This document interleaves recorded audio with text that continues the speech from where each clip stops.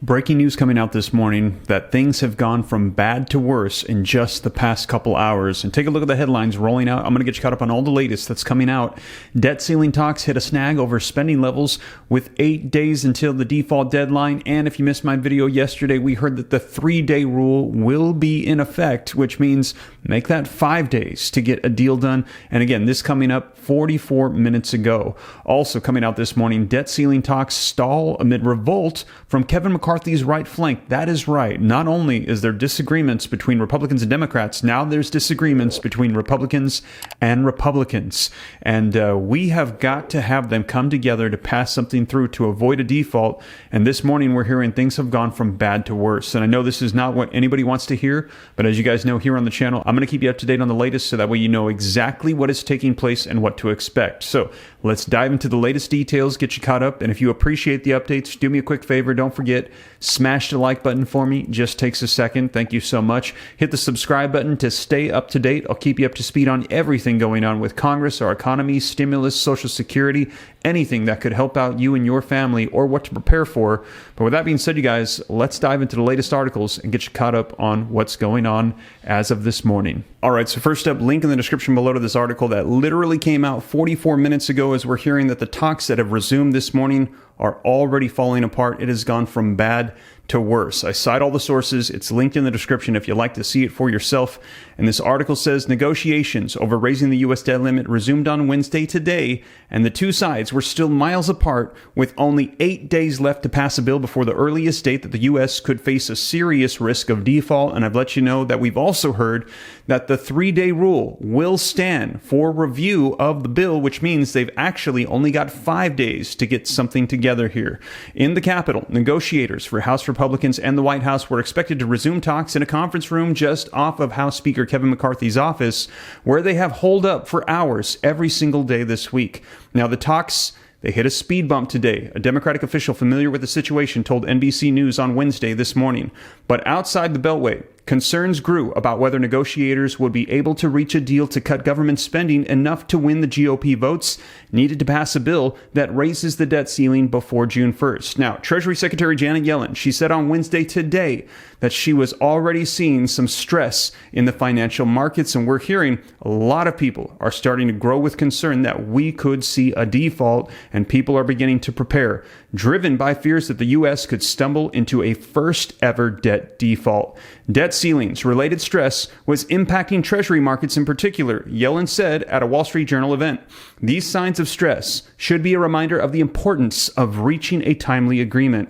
But after a week of daily sessions led by a group of veteran negotiators, people on both sides say that the gap between the House Republicans and what they want and what the White House is willing to give, it seems to get wider than ever. For example, one of the lead delegates for the Republicans, Representative Patrick McHenry of North Carolina, laid bare on Tuesday night what had, up to that point, only been implied. When a reporter asked him what concessions Democrats were going to be getting as a part of the talks in order to win over the votes in the House, he said, the debt ceiling. That is it.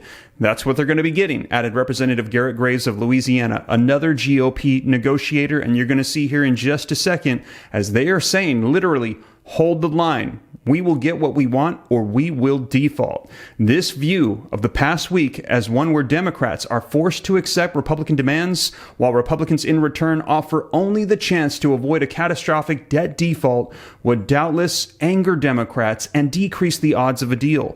The GOP has pushed to cut spending as a part of any deal to increase the debt ceiling, which on its own does not authorize new outlays. A default would wreak havoc on the U.S. economy and force millions to at least temporarily lose government benefits and payments. And I've covered this in detail in previous videos. Check them out. Social Security, Medicare, veterans benefits, disability, SSI, all of these programs that are distributed out from the federal government, they will be delayed. And I cover in detail for you the calendar that we're hearing of when these things will hit if we default. With talks and an apparent breaking point for the second time in a week and the likelihood of a deal in the next 24 hours in time for the House to turn an agreement into a bill and vote on it before the weekend is looking very slim. McCarthy appeared open to letting members of the House leave D.C. for Memorial Day weekend without a deal. He said, I haven't made a decision yet, he told reporters on Tuesday. I would have, depending on where we're at in the moment. have them come home, and then have them come back. With Republicans apparently only to harden their position as time went on. Democrats on Wednesday, today, they accused McCarthy of caving to the pressure from the far right of his caucus. They said that he has yielded to members who have made a laundry list of demands, yet are unlikely to vote for a debt ceiling hike no matter what it contains. Biden has offered compromises, a Democratic official told NBC News, including freezing spending, rescinding unspent pandemic funds, and putting a 2-year cap on spending, but McCarthy dismissed these concessions. Let me be very clear. We are not putting anything on the floor that doesn't spend less than we spent this year, he said yesterday. This is a developing story. Please check back for more updates. And like I said, just came out 44 minutes ago. So as of this morning, it's not looking good. But that is not all. Take a look at this article that also came out this morning about the factions in the Republican Party itself. Debt ceiling talks stall amid revolt from Kevin McCarthy's right flank, and this literally coming out less than 30 minutes ago, an update of the talks and how things are unfolding as of this morning. And it says, the roller coaster debt ceiling talks are back at a stalemate amid full throttle efforts by most conservative members of Kevin McCarthy's caucus to preemptively kill any bipartisan deal. Influential Representative Chip Roy told right-wing host Tuesday night that my position is to hold the blank line and force a GOP-only plan into law, one of many similar comments from Republicans in recent hours. I don't even care about the negotiations going on in the White House, he added.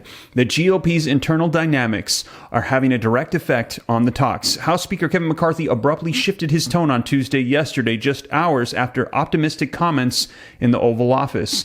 Late Tuesday night, a lead member of McCarthy's negotiating team told reporters that they need to see fundamental changes, with talks reportedly set to pick up again on Wednesday at the White House. The conservative rebellion is a mirror of sorts of what President Biden is confronting on his left flank, with many Democratic lawmakers similarly skeptical of concessions. So right now the concern is not only if they finally come to an agreement on something and decide to pass it through, will their parties agree to it, or will they be upset and not get behind it and support a potential bill? Now, the unrest on both fringes in raising new questions, not just if a deal can be struck, but whether it could then even pass Congress in time to avoid a potential default on June 1st. Literally what I just said. Treasury Secretary Janet Yellen on Wednesday underlined how negotiators can ill afford further delays, saying that it seemed almost certain that the U.S. government will not be able to pay its bills past early June. Early June seems almost certain that we will not be able to get past early June, and I do intend to provide an update here very soon, Yellen said in a virtual conversation with the Wall Street Journal. We no longer see very much likelihood that there are resources that will be enabling us to get to the middle or even the end of June. Wow, let me know your thoughts. I know this is not the news that anybody wants to hear. I really can't even believe that we're at this place. I've been telling people on my channel that we've never defaulted before. Typically, they wait till the last hour and they get it done, but this is not looking good. And also, we've heard that there was a memo that was sent out from the Treasury to the federal administrations warning them to prepare and to take into consideration all of the spending that they do, because we are incredibly close to a first ever U.S. default. Now, if you want to get more information about the memo that was sent out and what they're currently saying, the 3-day rule, and also probably invoking the 14th Amendment, all of these are being brought up. Check out this video next as I cover the latest, and I will continue to keep you up to date as more information rolls out. There will likely be more updates coming out today and throughout the course of the week, because if we enter into the weekend and we do not have an agreement, things are not looking good. But I will keep you guys up to date every step of the way so you know what's going on. But with that being said, you guys, thank you so much for joining me, and I will catch you in the next video. Take care. God bless. This is Steve.